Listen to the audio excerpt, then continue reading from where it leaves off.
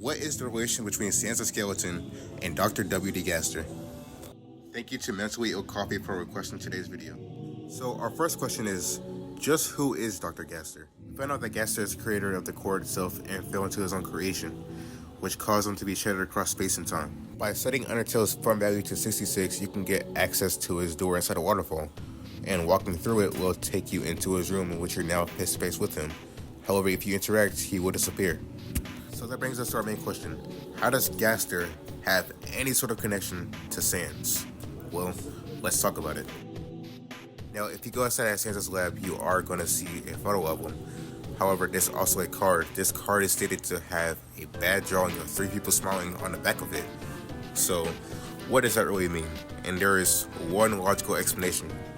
In my personal opinion, I think this picture was made by a kid papyrus of him, Gaster, and Sans, and it would make sense because 3 people smiling, and obviously a kid wouldn't have the best artistic skills out there, so I personally think it kind of makes sense. Another popularized theory is that Gaster and Sans used to be science partners. As we all know, before Alphys, Gaster was the first real scientist, and Sans also has a lab and a quantum physics book, so it wouldn't be out of the ruin. And there's a lot more we can gather from it to really try and connect Gaster and Sans together. Now, to everybody that believes Gaster and Sans are father and son, I am going to play devil's advocate with you. Gaster was never confirmed to canonically be a skeleton monster at all. That is a fandom thing.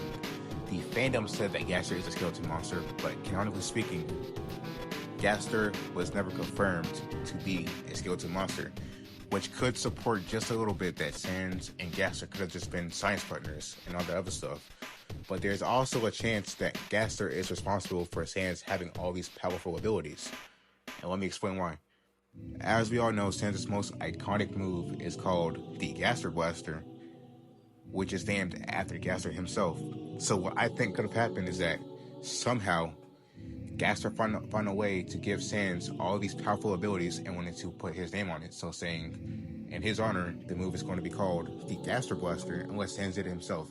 Sans could have named his own move the Gaster Blaster out of honor for Dr. Gaster. Maybe they were close like that. Maybe they had a very close relationship that it was almost like father and son, despite them not being related by blood. If that makes sense to you guys. But everything that is being said in this video is not a fact. It is just a theory. And to Mentally Ill Coffee, I hope this answers your question. If you want to see more, please consider following, liking, and sharing this video with as much people as you can. We hope to get to 10K by the end of the year.